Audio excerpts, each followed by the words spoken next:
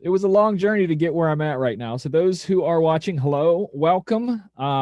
This is music and mixing, and 90% of the time when we do music and mixing, it is done with I'm usually set up behind me there, and I have the turntables out, not the turntables, but my controller out and little camera over top so you can see things. But tonight I kind of wanted to do it a little bit differently because I had a lot of stuff going on, and I kind of wanted to just do it sitting here at the desk where I'm able to talk and answer specific questions. It doesn't mean I can't answer questions about mixing. I can, but we're kind of taking this from here and seeing how things are going. Again, a big major shout out to John for helping me with this, because the way I do it through open broadcast software, I can only hit one thing at a time, but doing it through this service, I can hit multiples.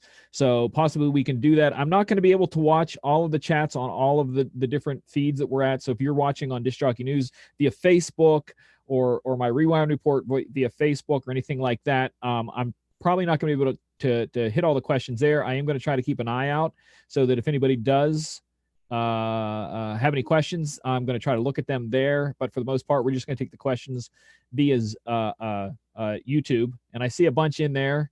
Give me 10 seconds to jump over there. I do want to go to the Disc Jockey News Facebook page and leave it open. So if anybody pops any questions in there, I'm going to try to take a look at that. But it's been crazy. It's been a long journey to get here. For those who follow me, you know that I've done some work to my computer. I've had this studio computer. I mean, my DJ computer is quite new. That I always stay up on. Trust me. I have a really good a DJ computer with multiple hard drives, multiple SD drive, solid state drives in it. It has its own onboard video card, all kinds of stuff like that. It's very powerful, and that's what I normally do broadcasting back there from. And my studio computer I've had forever and a day. I am watching that. So hello to Scott watching us on Facebook, and Michael Moore for watching us on Facebook. Thanks for hanging out. We're also over on YouTube. But the process is, about 8 months ago, I kept saying that I want to get a new studio computer because my studio computer is 10 years old, and in the world of technology, that's like super old. It's like crazy old, and I've been talking about it, and tried to look at different ones. And I thought about getting another laptop like I have to use as a studio computer. Then that would be a backup for DJing if my DJ computer ever went down.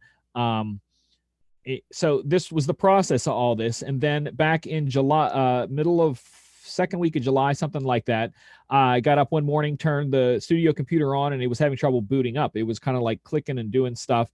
And my first thought is okay, I think it's a hard drive issue. And a boot up issue with the hard drive, because like I said, it's 10 years old and things crap out.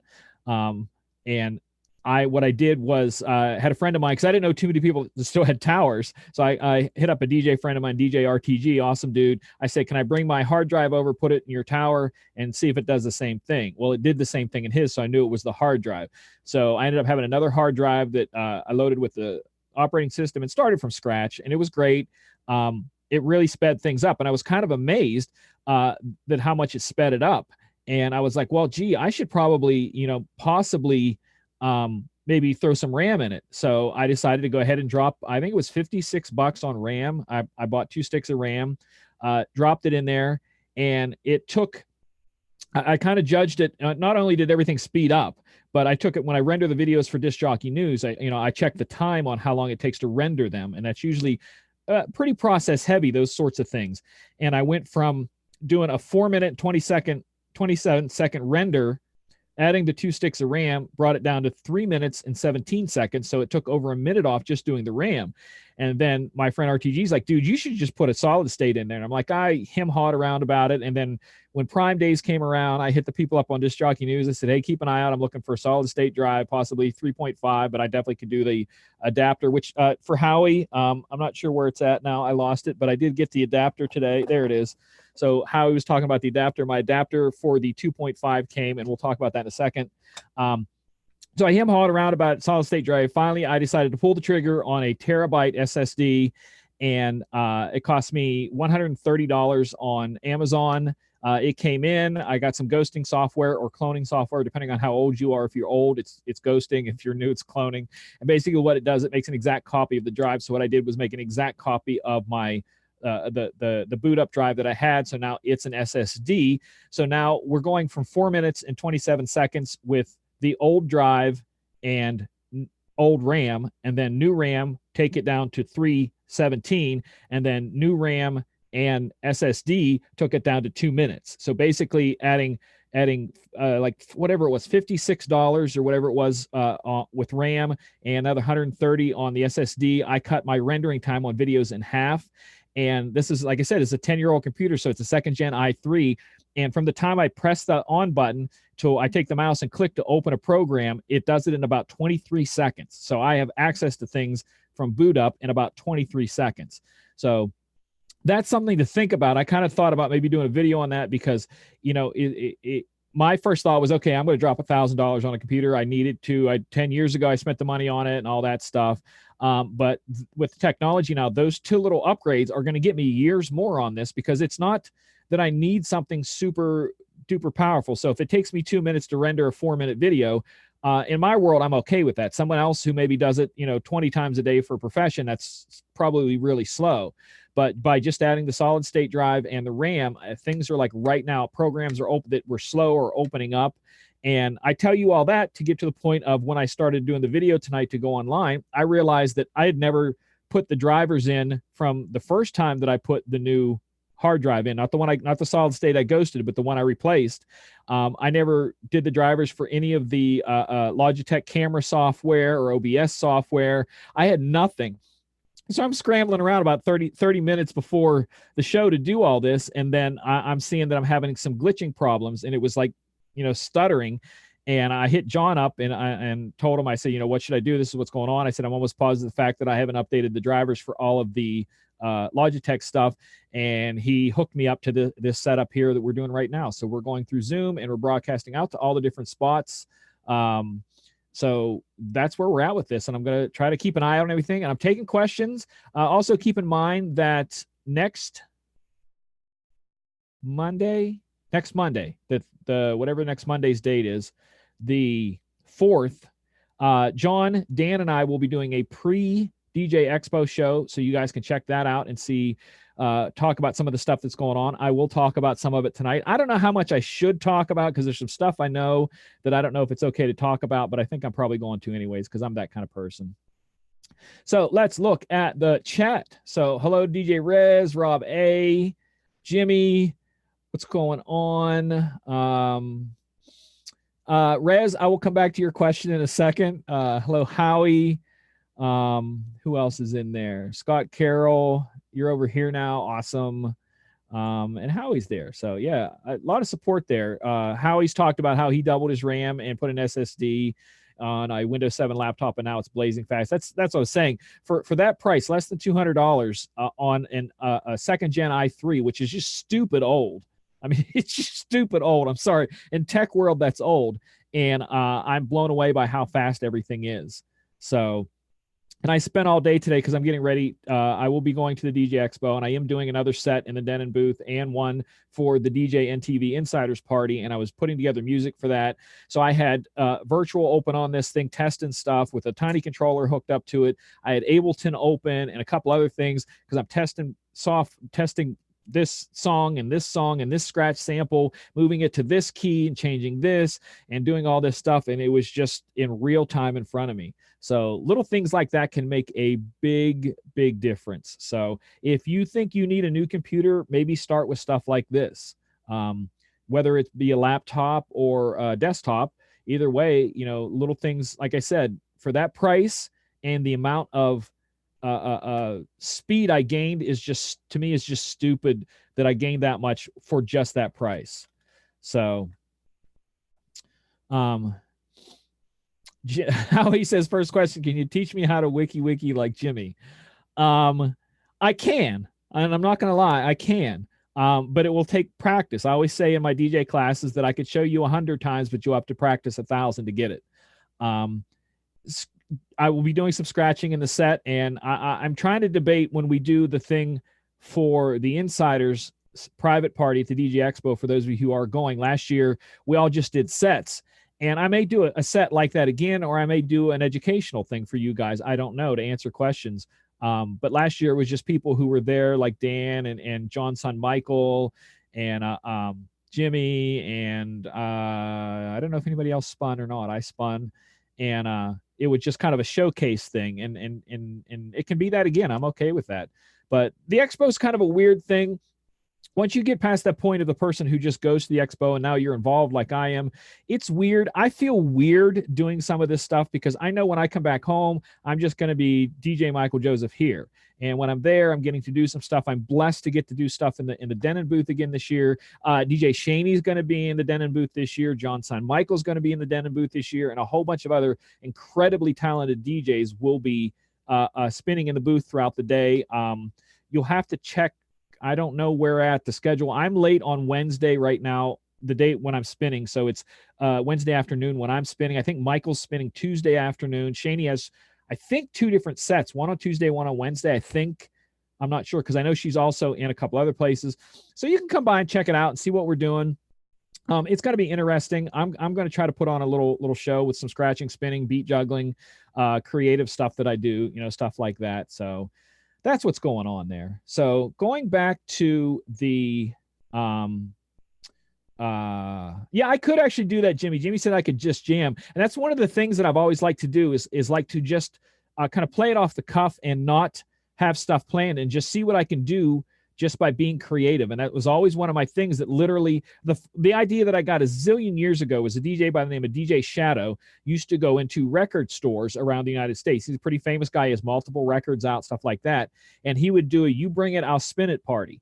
And basically you could bring him any record because he was spinning vinyl then when he was doing it. And he would mix it in and scratch and do different things. So you literally could bring him anything. And I kind of done that a few times in my life. And this possibly could be what this is at the Insiders party, because it's laid back, it's cool, it's probably one of the most comfortable and encouraging spots I've been a part of with other DJs, because there's always egos involved in DJs and showing off, and this was just silly fun is what it was. And I don't mean silly fun as in not talented, but just it was just a bunch of dudes and ladies. When I say dudes, I mean that in the general sense of people, just general people hanging out and having fun about DJing.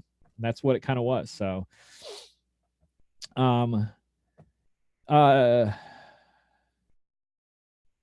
to pronounce your name wrong from Texas. Gibran. I apologize because I'm horrible at things. Disc Jockey News is trying to do some stuff. So we're going to be doing some stuff in different areas around the country.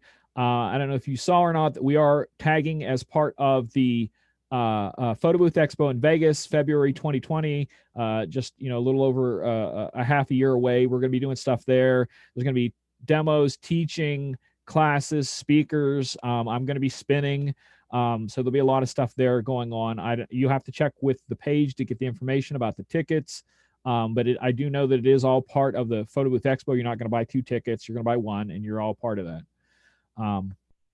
So questions from the chat. I'm not seeing a lot pop up. I know I'm talking a lot. I do have to go all the way back and hit up DJ Rez's question. I don't know what I'm supposed to say and not supposed to say. So I'm only going to share what's out there. So I'm not going to divulge anything whatsoever. I'm just going to show you what's out there, what you can find. I wanted to do a video on this, but there was another site who leaked some information about this. A DJ, it was a blog from a DJ equipment company they sell equipment, and they have a blog with information, news, and stuff like that. And they popped up this information. It's where I first saw it. And when I saw it, I shared it with a couple friends. I'm like, look at this. And then I went back today to look at it, and it's taken down. So possibly they've been asked to take it down. I don't know. So all I'm going to do is right now is I'm going to show you a tiny clip from someone's Twitter page, and I'm going to show you exactly what they have. I'm not going to expand upon it. I don't think this will get me in trouble because it's out there. It's being shared on Twitter. Doesn't seem like a lot of views though. Instagram too. I guess it's being thrown up on Instagram. But there had been talk about Pioneer. Like, this is what I had heard months ago, and I can't. This isn't me giving out any information. I had heard that Newmark was supposed to come out with something new. Denon was supposed to come out with two things new, and Pioneer was supposed to come out with two things new. I can't confirm any of that. I don't know, but that's what they were talking.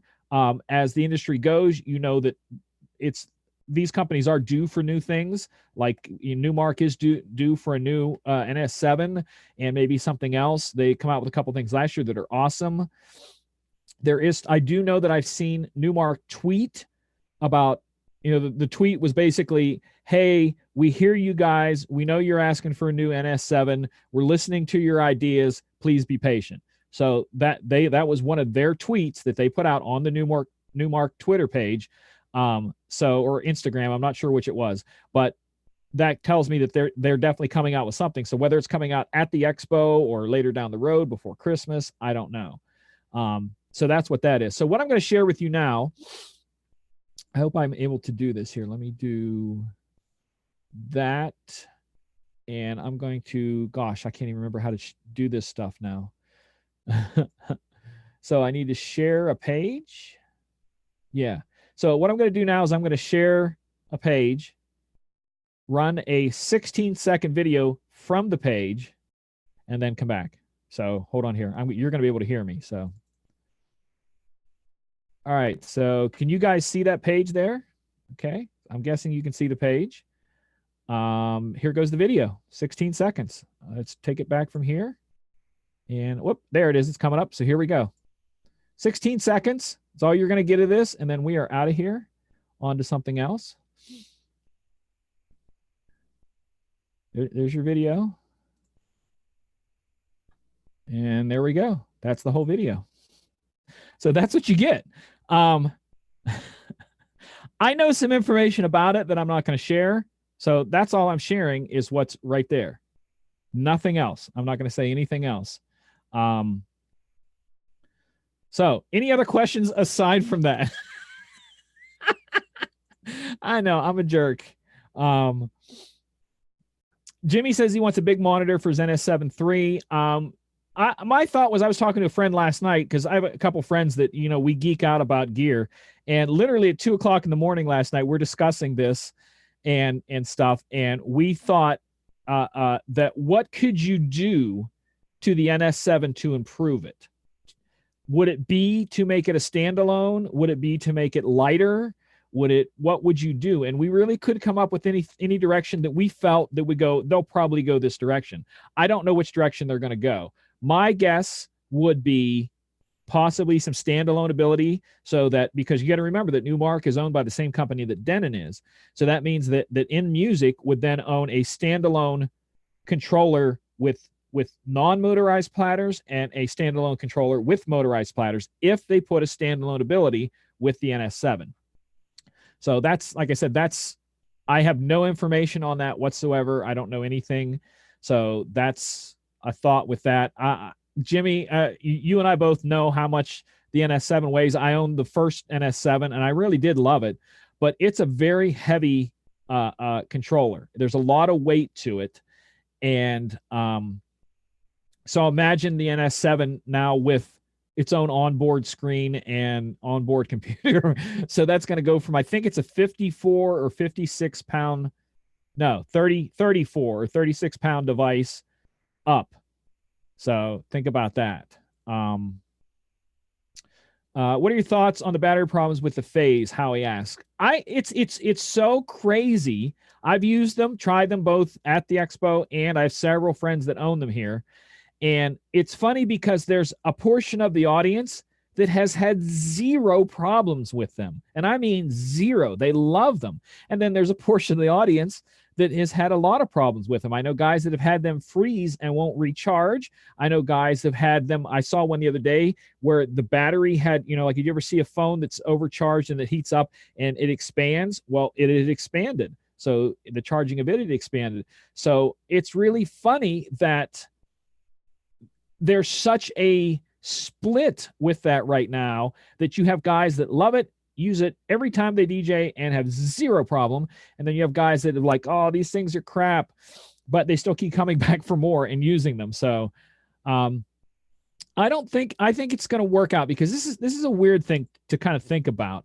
That in a lot of things right now, and those of you who play a lot of video games, you see it where a company will put out a video game and it's not totally completed. The graphics aren't that great, it's missing spots, and then they go, oh, we'll give you an update, we'll give you an update, we'll give you an update.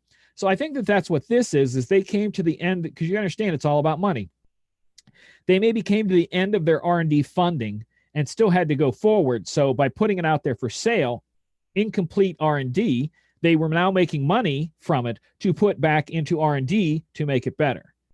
And I see this with a couple things. I've heard some people say that about the Prime 4, that when it came out, same thing, in the SC5000, that they release it and then they do updates and updates and updates to where it's kind of a thing. Instead of holding on to it for another year and getting all the bugs worked out, they'll put it up for sale, take that money, put that money back into R&D to get all the bugs out, which is a horrible flip circle of life, because as my friend Derek and I were talking about, we feel like, they're dangling a carrot in front of us and then running us through a maze with no exit. So we're following this carrot, we want this, and there's no exit to the maze. We're just keep running around, and it's just, that's what we feel like. So I think it's awesome product. Like I said, what I've used of it, when I've used it, it ran flawlessly. It was smooth. I like it a lot. I think it's way overdue. The needle has, you can argue with me all you want, but I think the record needle has lived its life. Let it go.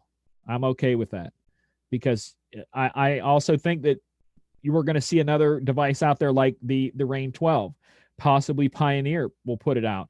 But I've also used that, and if I didn't want to carry, that's back to weight again. If I didn't want to carry weight around, I love the whole 12 and 72 system. I absolutely love it. Probably would maybe get the S9 mixer as opposed to the 72 mixer, but the whole thing is still just ridiculously awesome. But again, back to weight. So that's my thoughts behind that. So I'm sorry I don't have the decks up tonight. Can't show any mixing stuff. Past couple times, people didn't really ask me mixing questions, but we'll have them. So back to the chat. Those of you who are watching on Facebook, I'm trying to catch some of the chats on like the DJ and TV page and stuff. So if anybody puts a comment there, I'm going to try to see it. But if you pop over to Facebook, the links are in there. Pop over to YouTube. The links are in there for that. And you guys can put questions there. But if you put them other places, I really can't see the questions right now. So back into the chat. Somebody asked, as far as projectors, which ones would you recommend? I have one projector and it's crap, so I can't recommend anything, because you understand 99.9% of the gigs I do are bar or club. So I have speakers and lights and a video projector and all that, and I take it out maybe in 2019. I think I've had the speakers out 3 times, and one of those was a rental to a friend where he just wanted the speakers. I keep banging the table and making the camera shake. So look at that. But so I can't really recommend a lot of that, because like I said, I'm in bars and clubs 100% of the time. So like I said, in a year, I guarantee, like I said, this year I've had the stuff out maybe 3 times. So I'm walking in with a controller and a computer and DJing and walking out. That's me, 3-4 nights a week I'm out. So that's what that is. So I can't help you there. I apologize.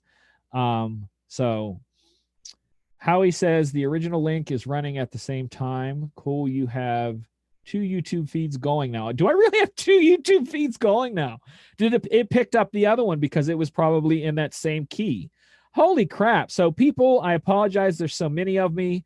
You really don't want to see that much of me. I know. I apologize, but that's funny. So I'm going to try to maybe find the other one and see if I can see if there's a chat for it. Maybe. Is there a chat over there? I don't know. Yeah, there's some people did drop a few things in there, and Howie did put the other thing on there. So I'm seeing if there's anybody over there on the other one to see if it's feeding out to the other. You might get a hit of sound here. Yeah, it is feeding over there. So now I have to look at 2 Facebook questions and 1 YouTube question. So I'll try to keep everything on there. So in the other chat, who's watching the other chat that popped up, I want to say hello to people over there. Randy's in there. Dance All Night 45's in there. I saw Gibran is moved over to the other chat. I'm going to see what Dance Hall's question is. How do you know if folks are not dancing at a private party because there's not enough or the right mix of people, or because people aren't feeling your programming? Well, here's the weird thing about dancing. And I always say, I teach DJ classes, been doing this literally for 31 years. And I say there are two things that make a good DJ. One is knowing your music. And I don't mean I know the 80s, I know the 90s, I know the 2000s, I know hip hop, I know country, I know rock. That's not what I'm talking about. I'm talking about the version of the song you have with you. Do you know where it begins? Do you know where that first lyric is? Do you know where the last lyric is? Do you know where the breakdown is in the center? Because your transition to keep that energy going is going to matter on when you bring that in and where you play it. And it also includes versions. So I can have a song and have 3 or 4 versions of it. And there's a place that I do on Thursday nights that I could play one version. And if I went to the Friday night gig that I do and try to play that one, there's no energy in the one I play Thursday night. I have to get another like twerk remix for the Friday night gig. So part of it is knowing your music and knowing what works with this crowd, because this crowd wants a remix or a pumping, not just a remix or a redrum, but a twerk version. And this crowd does not want that. So number one is knowing your music. And number 2 is being able to read the crowd, looking around, seeing feet tapping, shoulders going, and see who you can get up first. And then once you get them up first, then look around to see who's kind of like thinking about, yeah, I think I might get up there, and try to get them up there with the song, test some stuff. And this is why I say mixing is so freaking important, is that if you drop a song and nobody likes it, you need to be able to get out of that quickly, number one. And number 2, don't make it seem like you're crashing in and out of songs. Make it seem like a proper transition, but the proper transition is in the literal middle of the song. Not out of place like halfway through a verse, but maybe after the verse, drop into another song's hot hook or chorus, and then follow it up with another hot hook or chorus. Don't just go the whole song. I'm going to play this thing crapped out, then I'm going to play a hook, and then a hook from another song, then a hook from another song, then I'm going to go into something else. Every DJ usually has at least 3 songs lined up. The song that's playing, the song you're going to mix, and another song after that. And then you have that exact same thing in a plan B. So if 1, 2, 3 craps, you got 4, 5, 6 in the back of your mind ready to go. And that's kind of how you keep them going, is that you're just not playing a hit. You're playing a hit and you're going 3. Like if you have a hit song that you know this is going to bang, I'll literally, some places when I'm DJing at like the clubs and bars, I'll set up a hit song 30 minutes before that by building up to it to get that the right drop at the right point when I have the crowd there, just to hit it, and then you get the maximum amount of pop out of it. So I'm 15 or 20 minutes all the time building into songs. I'm going to hit them with this. I'm going to hit them with this. I'm going to turn it up one. Okay, I'm going to turn it down. Let them go grab a drink right now. Or okay, now it's a sing-along. Now I want just the girls' attention. I want just the guys' attention. So there's a lot of that game playing with the audience and moving stuff around like that. So I hope that helps.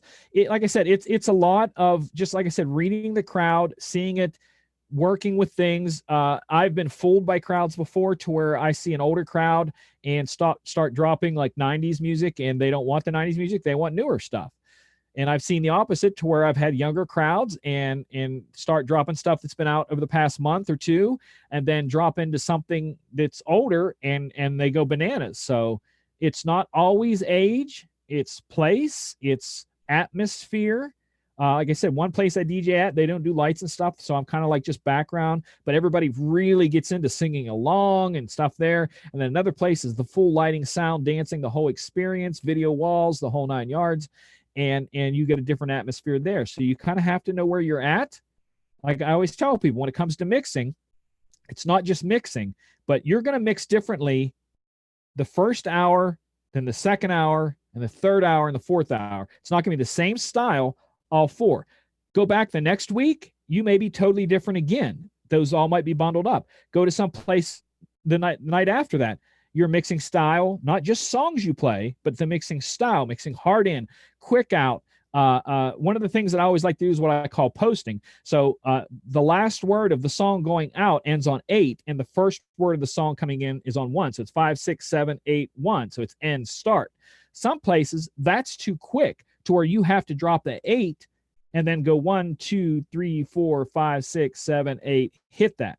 So you have to leave some blend room for certain crowds. And by doing that with certain crowds, you entice them to get more involved, where the quick mix kind of makes them go, what the heck are you doing? But other places you do that, you have to do that quick mix or they're walking off the dance floor in a minute and a half. They literally will walk off the dance floor in a minute and a half. So it's a lot about reading that, the science of it, knowing the crowd, knowing different things like that. So I hope that helped. So we're going to go back over to the other tab. I see a lot of more comments there. I love the instant doubles. Instant doubles are awesome. Do you ever come across a mix more of a younger and older crowd where the same songs just won't hit? Yes. And this again is the reason why, and I've said this so many times, I feel like a broken record sometimes, that subscribing to a music service, having them give you a bundle of songs and expecting that to be enough is a waste of money and a waste of your time as a DJ. What you need to do is get your songs one by one. This song is on the Billboard chart. That's why I do one of my shows is This Week in Billboard, and This Week in Billboard Top 40. And basically I take a look at any song that pops into the top 40 of the Billboard Hot 100 chart for the first time. So if any song pops into the top 40, you need to go get it and get a couple versions of it. You need to get a regular version of it. You need to get something with a redrum that has a little bit of kick. And you also then need to get maybe a total full out remix. So to answer your question about the mixed crowds, I have mixed songs that get both. I have one that is a mashup of AC/DC's All Night Long and Fergie's Fergalicious, not Fergalicious, Black Eyed Peas Humps. And I have another one that takes Sweet Home Alabama and Country Grammar by Nelly and puts those together. And those are extremes of the idea of that. But by doing that, you can get both. Almost any old song I play, I have a redrum of it. So the one place that likes to sing along, I have a redrum of Toto's Africa.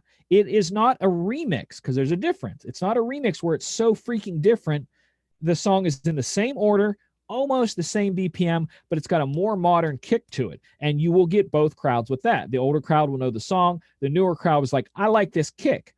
I just recently got a I guess you would almost call it a Mamba Tone remix of Miley Cyrus's Party in the USA. Not that old of a song, but I thought it needed something fresh. I saw DJ City had it. It was a great little remix. Went and grabbed it. So now I'm taking an older song and adding a new beat to it. And it just breathed a whole new breath of fresh air into it. So catching your crowds, like I said, it's about knowing your music. I need to go to this song tonight, or I need to go to that song tonight. A couple of weeks ago, a friend of mine, another DJ who gave me a break way back in the day when it came to DJing, came and hang out with me. And I'm hitting them up with a lot of like twerk mixes and stuff like that. And I stopped for a second and turned around to him and said, I need to dumb this down. And he just kind of looked at me because he knows in my mind, because he thinks it's funny that I talk my way through mixing. And I said, I need to dumb this down. So I backed off some of the twerk mixes and just went to simple redrums and kind of let it be a little more simple.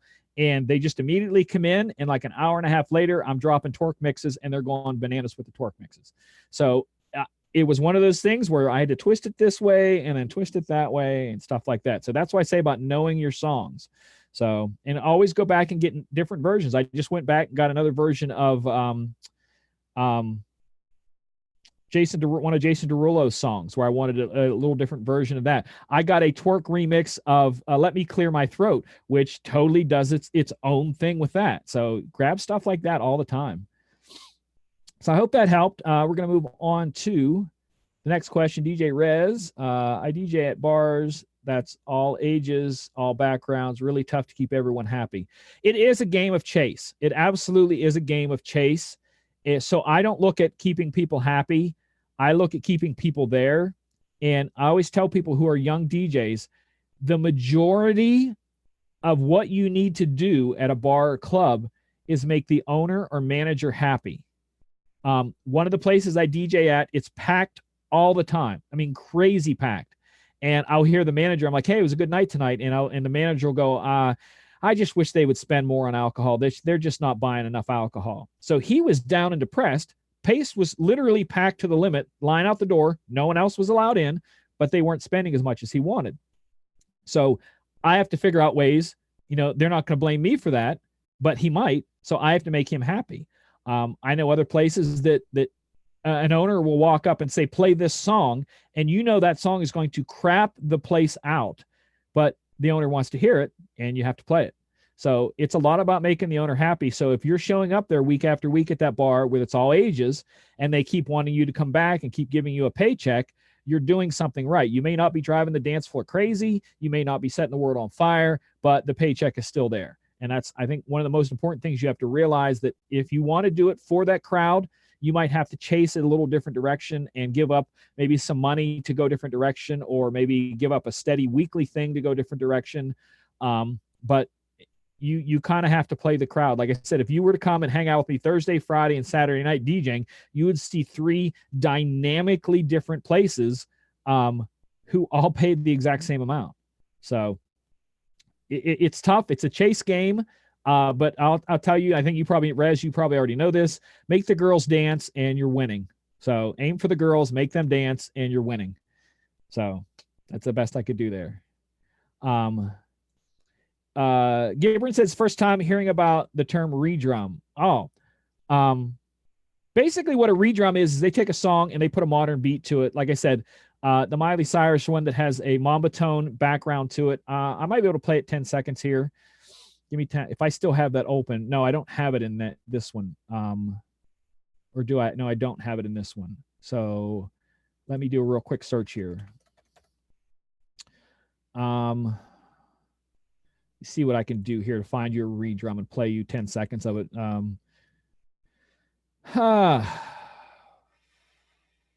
Trying to think what I could play here that is new or old. I'm going to go new.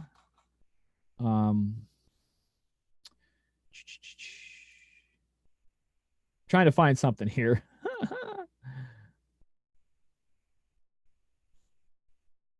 That's not a good one. That's not a good one. Is that one in here? Is it by Bruno Mars?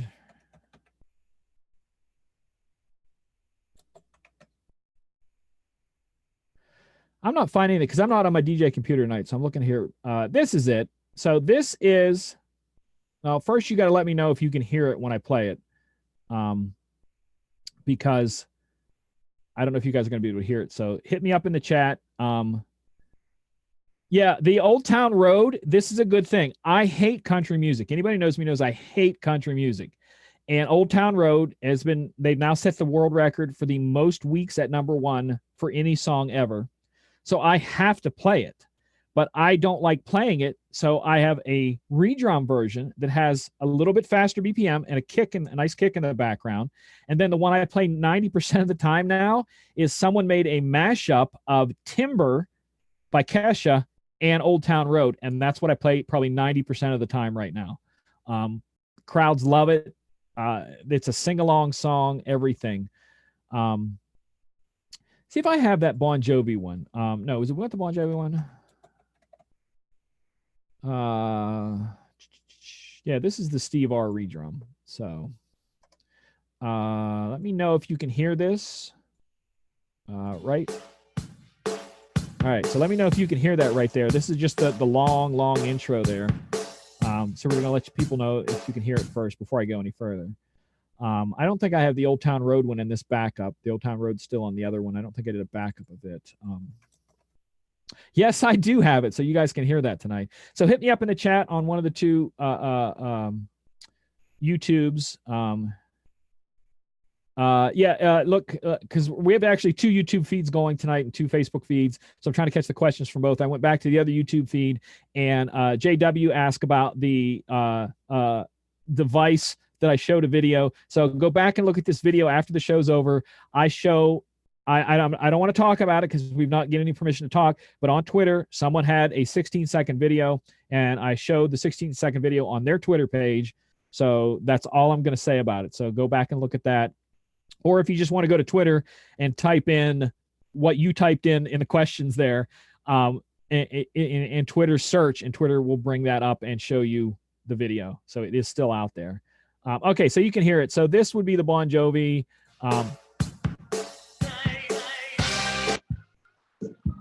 So that beat at the beginning is the part of the beat. So that's one redrum there. This is another one over here by Bruno Mars. This is a complete kind of remake. It's an old school take on his song Money Can't Buy Finesse. They took an old school beat.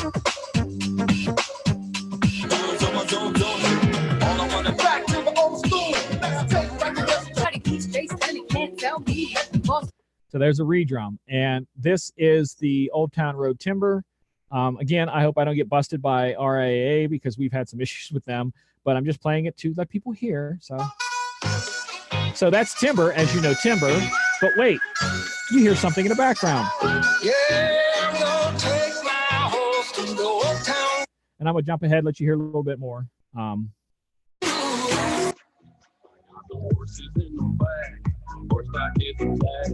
And that's the version that I play. So just to let you know. So there's a lot of stuff like that out there. And there's just endless, like I said, and I just buy redrums of stuff. What was the other Bon Jovi one? Talking about old and new.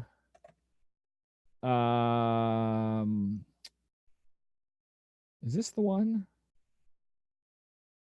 Oh, this is it. So do you remember the song Paper Planes by MIA a few years ago? This is one where they took Bon Jovi's Dead or Alive and put it with that, and I think it makes a cool little mix.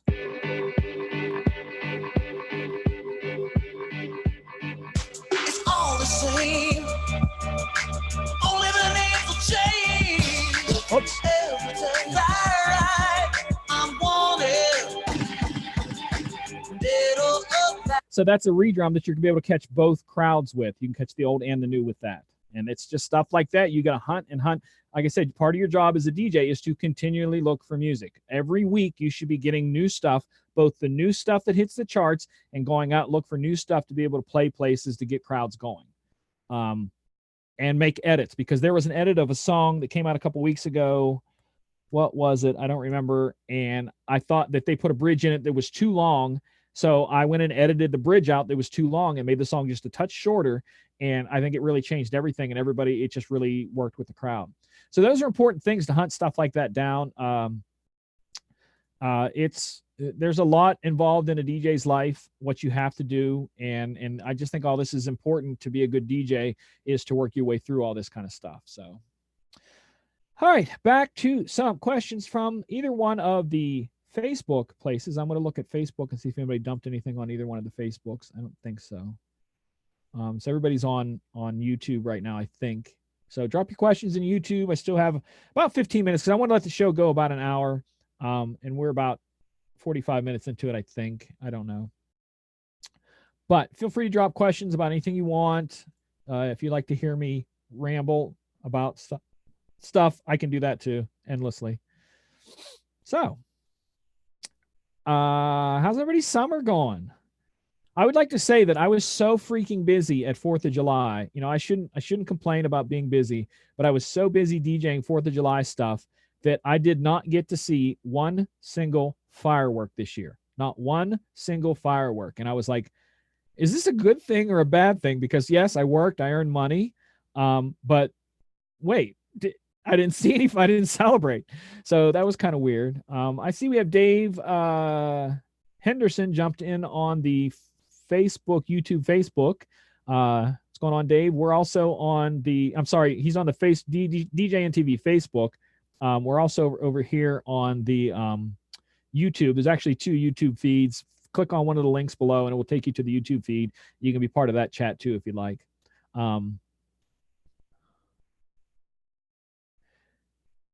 Scott Carroll says, has a fun summer, just slow.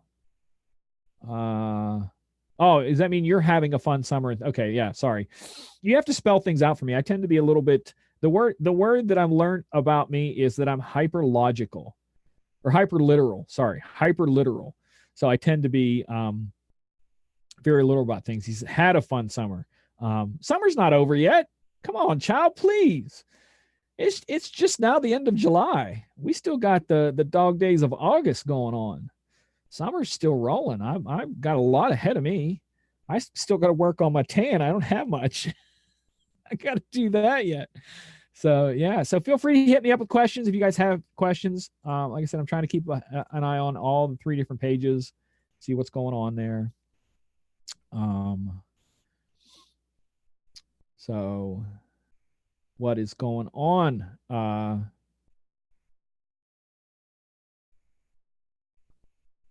So feel free to drop questions if you have there. I don't know what else I could talk about. Like I said, Expo's coming up. It's going to be interesting this year because last year, for those of you who went, there wasn't a whole lot of new products. There were new events. So there was a lot of great seminars. There were several awesome parties to go and see DJs and hang out. But when it came down to just hardware, there wasn't a lot of new hardware last year. And I know because the expo is in Atlantic City, they get a lot of drive-in traffic. So a lot of people come, they'll either get the free expo pass by registering ahead of time or pay the $50 for one ahead of time, or I think it's like $80 at the door, where it only covers the showroom. And a lot of people go just for that and a few of the other parties and stuff. So it'll be interesting to see where it's going this year. I don't know where they're going to be with vendors and stuff like that. Big names that are attending this year. What's his name? Z-Trip is going to be there. Actually, I have information on that here in a second. Give me 10 seconds to, oops, nope, not what I wanted here. Because it's Z-Trip, and hopefully I get to meet him, because I've met a lot of DJs in my life, but I've never got to meet Qbert.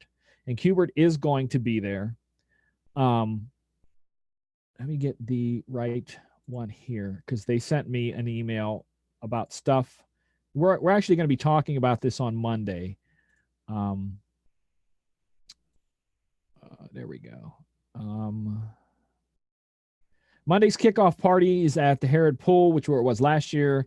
It was a neat little party, but the room, because it's a pool, didn't have the greatest sound, but it was fun. They're doing a retro flavored beach bash this year.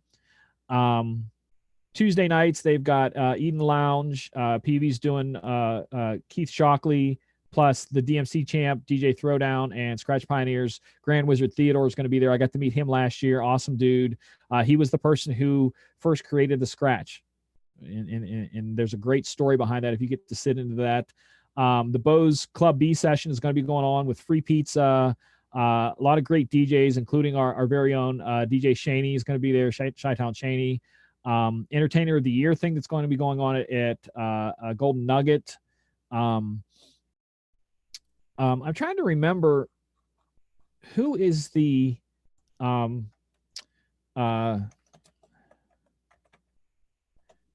keynote speaker this year. Because I know that the Z-Trip, Qbert, and the other ones are going to be at the BPM event on Tuesday night. That starts, I think, like 9 o'clock at night. That one starts. Trying to see who is there. Those are the past keynote speakers. I want this year. Show me information on this year. If you want to go to the DJExpo.com, you can read the stuff that I'm reading too. You don't have to sit here. You don't have to sit here like this. But there's a lot of stuff going on this year. Like I said, they're bringing in some big names, and it's kind of funny because you have the separation of the world between the mixed DJ and the separation between the mobile DJ. And it's like John and I will sit there and he'll talk about somebody in the mobile world, a speaker on the lines of like, what's his name? Mike Walters, someone on that line. And I'll go like, nah, I'm not really interested. But then again, I'll see DJ Shortcut and I'll be like, dude, I have my picture with DJ Shortcut. And he's like, who? You know, so you have the two audiences there for that. Nick Sano is Disco Era Pioneer. He's going to be a keynote speaker from him. Z Trip is going to be a keynote speaker, and like I said, he's going to be doing the party with him and Qbert and several other guys, including a Pittsburgh DJ. ADMC is going to be there. Who else is going on here? There's a lot of stuff going on. Like I said, the Bo's Pizza Party. But go look at the page; they'll tell you everything that's going on here. Yeah, so Jimmy is giving us an entire breakdown of Grandmaster Theodore. Great stories, all that kind of stuff. Scribble, I'm sure, will be there. Scribble's there every year. He's an absolute maniac. He's worth going and seeing because the man does a workout on the tables that's just crazy. Probably 2017 DMC champ DJ Pearlie's going to be there. Incredible. I got to see her very close up do a demo routine this past summer, earlier this year, actually. I guess it was still a little cold out, so it was like early spring. And it just blew me away, the talent and the stuff that, because, like I said, I try to do this stuff, and it would be like someone, saying I'm a fast runner, and then they're getting out there and literally running at their top speed, and someone just runs right past them. That's kind of the equivalent of what it felt like watching her. It's just like, oh geez, if she broke one of her arms and got arthritis in the other one, she could still outdo 90% of the people. So that's always awesome to see stuff like that. And the wonderful thing, if you've not been to the expo, one of the wonderful things about it is that you get to talk to these people, and just, you're on the showroom floor and there they are, and you say hi to them and you start talking to them. It's not like, it's like, oh my gosh, we can't go talk. No, they're there. Just say hi, be cool, get your picture with them, say, hey, love your stuff, etc., stuff like that. So, but like I said, I'm going to be geeking out this year that I want to get to meet Qbert. He's one of the ones I've never met. I've never met Z Trip either. That'd be awesome to get him too. Jazzy Jeff, I don't know if it's going to be there or not, but Jazzy J always is. And Jazzy J's another old school person that has a lot of history in the DJ world, and he's always around. Great guy just to sit and BS with. He's a really cool guy. So again, these are all ones that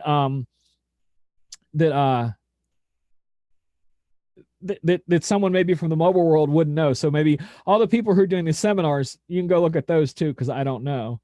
I also want to say hi to is it Lemon? Limi Lemon on the other Facebook chat says hello. He's going to be there. So besides all the famous people, there's also all the non-famous people, like myself, that you can just hang out with and talk to and stuff like that. It's crazy. Take lots of energy shots and coffee. You're going to need it.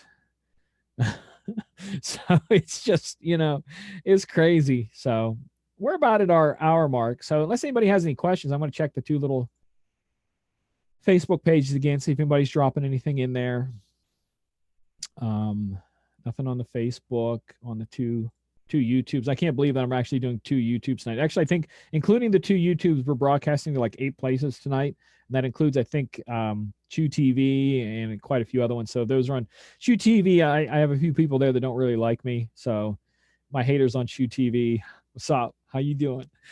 Randy at Sound Up Sessions, Tuesday night hangout is the best at the pub. Not only is it the best at the pub, but they have great freaking food there. But it is going to be, like I said, last year's party, it's one of the few rare points of gathering together with DJs where there's no ego, there's no agendas, they're just people hanging out and having fun. Halfway through the night, it started raining a little bit when John's son Michael was DJing. And you never saw, people who love their equipment, you never saw so many people jump up and grab a tarp because they knew the value of the equipment and the computers, and just stood there and hold the tarp up over Michael. Michael looked at me, he goes, "What do I do?" I said, "Just keep rocking it, dude. You got this." And he just laughs, and we're just holding up the tarp. And, that's the way it is. It wasn't like, it was people hanging out. So I look forward to that because, like I said, this world, the DJ world's a very cutthroat, nasty business sometimes. It gets really ugly sometimes. But that's always a cool hangout. And hopefully this year I can get my mind set enough that I can sit down and actually enjoy food instead of just wolfing it down to get ready to do something else. And, that kind of threw me off last year. So the tarp brigade. Yeah, it was, I think Jimmy has pictures. So of the tarp thing. Cause I saw him recently share some pictures from last year's event online recently. I don't know if it was Facebook or what, but I think I have some too. So if you probably go to my Facebook page and go down into the pictures, there's pictures from last year. I don't know if there's a tarp picture there or not, but there's some awesome stuff there. But like I said, it's awesome. If you don't get to go, Disc Jockey News is going to have probably about 5 people dropping videos all week long. Again, next Monday night, the 5th. John, Dan, and I are going to be doing a pre-show, and we're going to basically be talking about all the things that we know at that point. Right now, we don't know anything new other than the thing I shared earlier and was not allowed to talk about, so I don't talk about it. But next week, whatever we are able to talk about, we're going to talk about and have you pictures if we have it like that. Another question in there, have you used any wireless mics? If so, what system would you recommend? I have a really old Shure SM58 wireless that I absolutely love. I have a friend that has the new digital version that he absolutely loves. But there are quite a few other brands out there that are just as awesome. So you might want to ask someone else, because I don't stay up on, again, as a mobile, as a club DJ. I literally, one of the places I DJ at, I booked for a couple of the different places, like bring DJs in for a couple of different places, and brought a guy in that was on the mic a lot. And the owner said he was literally ready to go over and throw him out for being on the mic. So places I DJ at, I've literally been told no mics allowed in the booth. That's part of what it is. Your job is to mix and keep the crowd involved by mixing. So I don't have a lot of information or experience on mics other than the little ones I have. The one that's in my case that I take to clubs or in the bag is a $20 Pile mic that I got off eBay. $20 is all I paid for it, because if I go out somewhere and somebody dumps something on it, or if I drop it, I ain't losing a whole bunch of money. So I take a $20 mic with me almost 99% of the time. There's one in my bag back there. There's one in my case. I think there's one in my car. So I always have backups. So if something craps out, I have extras. But I don't take expensive stuff out. Like I said, my computer is really high end, and my Denon MC7000. Thanks, Denon, for all the help that they do and getting me in the booth this year and all the different things. They helped me out with my fader last year. So we do that. And also keep in mind, and I know this is a stupid plug for those of you watching, I've got another MC7000. The other one, because I'd used it so much, the buttons went bad on it. I've sent it out to get repaired, and when it comes back, it will be up for sale. So if you're interested in an MC7000 with brand new buttons, brand new crossfader, all that kind of stuff, hit me up. I will have it for sale in a couple of weeks.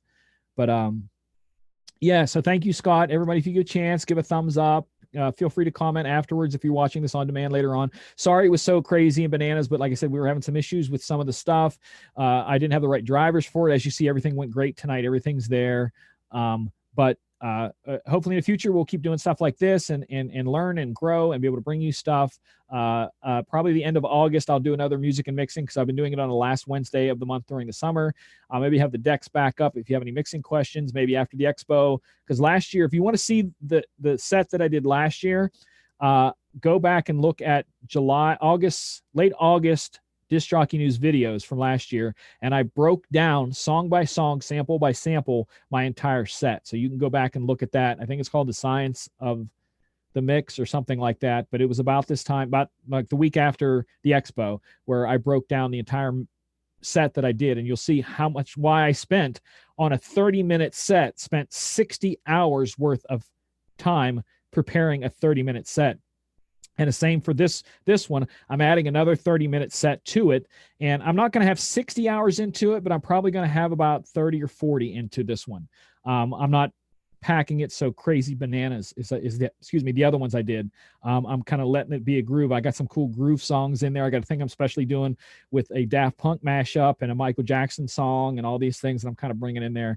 So I'm kind of trying to be a little fun with that, but I can talk about all that kind of stuff too. So I think that takes it there. Clubs, Scott said clubs have changed. They wanted on the mic back in the 80s. Yeah, I'm telling you, this business, you got to understand here. And I got another question came in on the other one. I'll get to Randy, your question in a second, but I want to hit Scott's thing here. That in this business, you got to understand that they've always had a thing called the 1,000-day rule. So when a club opens up in 1,000 days, you're no longer considered relevant. You're not saying that people won't show up, but you lose that novelty, and basically look at that as a 3 or 4 year thing. someone goes into college, they get into the drinking age. 3 or 4 years after that, they're starting to get into working a job, a wife, a kids. They stop going out. So every 3 or 4 years, just 3 or 4 years, the whole scene changes. And that includes things like mixing. I had a friend that came out a while back, and I literally, it wasn't a quick mix like you'll see me do in the expo. It was a promo only short edit that I played. And he's like, what the heck was that? And I'm like, that's a short edit. He's like, who wants that? I said, everybody. Because I literally will have people at times that'll do this. And that means, please change the song. And people want the stuff quick. Where before, if you dared touch the song, it was a terrible thing. But now they want it. And I actually had a friend who took my DJ classes, and he does all weddings. And he said at a wedding, he decided to try to really push himself and do not quick mixing like the really fast stuff, but not the whole song. Mix, mix, mix. And he said he just had people just pouring out of their seats onto the dance floor. He said him and his wife were looking at each other going, I can't believe that this has made this much of a difference. So this next generation is used to hearing mixing because they hear it everywhere. They hear it on YouTube. They kick on YouTube. There's thousands and hundreds of thousands of DJ mixes out there. They're all over Spotify. They're everywhere. So mixing is the norm now. So again, every 3 or 4 years, stuff changes. In the 2010, 2011 era, you had to mix songs that were like 120 BPM and up. Now everything's 70 to 85 BPM. So things change. The mic stuff changed. Maybe the mic will come back in the future. I don't know. But right now, they really want you to mix. Like I said, that one owner was so mad. He was literally ready to throw the guy out, in the middle of the night, stop the music, get out, club's done, shut it down. He was that upset about it. So we'll go back to a question here. Randy said, hang out here. Is the MC7000 compatible with Virtual DJ 7 or 8 only? Will you not believe, Randy, you are the second person that's asked me that question this week. Someone else asked me, is the MC7000 compatible with Virtual DJ 7? Now, 7 is the older version. They no longer support it. You can't find anything on the website about it. I don't think it's been supported for 3 or 4 years now. I think it is, but I can't promise you that it is. But if you have a 7 license, the 8 is free. So go get Virtual DJ 8. It is so much better. It does so much more. It gives you so many more options. It's solid as can be. If you have the 7 license, you can get the 8 for free. So get the 8, give it a try. And this is the cool thing about it. 7 and 8 are so different. You can put the 8 on the same computer as the 7, run the 7, and open up 8, and they don't interfere with each other. So you can have it there, try it, practice it, not lose your 7 until you're ready to go over to 8. So that was the cool thing about it, is that you can keep your 7 until you're ready to, you keep trying it out at home, test it, all that kind of stuff. And then when you're ready to DJ out with 8, you just open 8 and start DJing from 8. 7's still there if you want it. I know I still have 7 on this computer, and I know I still have 7 on my DJ computer, but I haven't opened it in 3 years. But it's there. So, Denon or Rain announcing something new. I can't comment on either of those because I don't know. I don't know, honestly, on either one of those.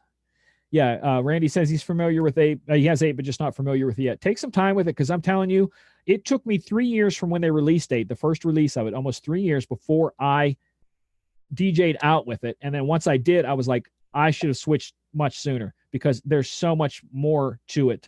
It's just endless what it can do. So take some time and do that. I'm looking at the last questions here on no more questions over there, no more questions over here. So thank you guys for hanging out. Sorry maybe if I went long-winded. Sorry that the show started late, all that kind of stuff. But again, thank you guys. I'll definitely be back Monday with John and Dan to talk about the expo. I'll be back next month for another music and mixing night, open questions, open Q&A. Be dropping mini videos between then. If you have any ideas or show thoughts, or would you do a video about this, do not hesitate to send them to me, because you would not believe how many of my shows come from people sending me the ideas that I went, holy crap, I've never talked about that. So I'll do a video from it. So until next time, take care of yourselves, and more importantly, take care of each other. It is a crazy world out there.